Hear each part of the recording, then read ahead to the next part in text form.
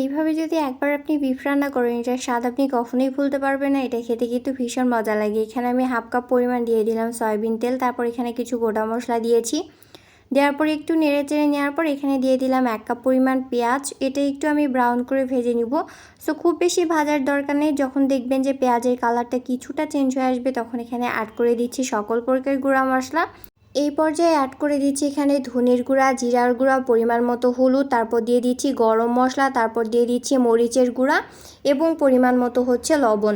তারপর এখানে অ্যাড করে দিব 2 টেবিল চামচ পরিমাণ আদা বাটা এবং 2 টেবিল চামচ পরিমাণ রসুন বাটা। এই পর্যায়ে কিন্তু কোনো প্রকার পানি আমি অ্যাড করব না। আদা বাটা এবং রসুন বাটার কাঁচা গন্ধটা যখন চলে যাবে, তখন এখানে বিফটা অ্যাড করে দিব। এই পর্যায়ে একটু নেড়েচেড়ে এটা খুব ভালো করে একটু মশলাটা কষে নিতে হবে। সো এই পর্যায়ে বিফটা আমি খুব ভালো করে পরিষ্কার করে ধুয়ে রেখেছিলাম, সেই বিফটা এখানে দিয়ে দিচ্ছি।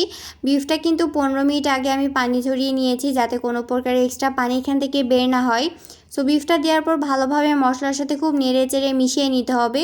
অনুরোধ থাকবে ভিডিওটা ভালো লাগলে অবশ্যই শেয়ার করে দিবেন, লাইক করবেন এবং কমেন্ট করবেন। যারা ইউটিউব থেকে আমাকে দেখছেন তারা অবশ্যই আমার ইউটিউব চ্যানেলটা সাবস্ক্রাইব করে দিবেন এবং পাশে থাকা বেল বাটনটা অন করে রাখবেন। আপনাদের একটা লাইক বা কমেন্ট আমাকে নতুন ভিডিও করার জন্য অনেক বেশি ইন্সপায়ার করে। সো এখানে অ্যাড করে দিলাম হচ্ছে 2টা আলু। আলু কিন্তু বিফের সাথে খেতে আমার ভীষণ মজা লাগে। সো বিফ আমি আলু ছাড়া কিন্তু কল্পনাই করতে পারি না। আমার মতো কে কে আছেন যারা বিফের সাথে আলু খেতে পছন্দ করেন, তারা কিন্তু কমেন্ট করে যাবেন।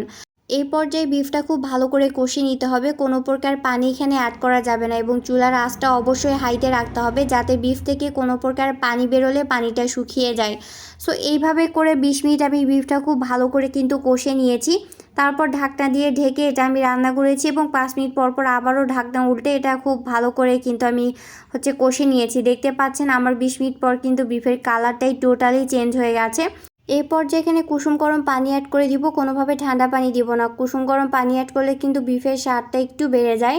সো তারপর ঢাকনা দিয়ে ঢেকে এটা আমি 20 মিনিটের মতো রান্না করে নিব। এর মধ্যে বিফটা কিন্তু সিদ্ধ হয়ে যাবে।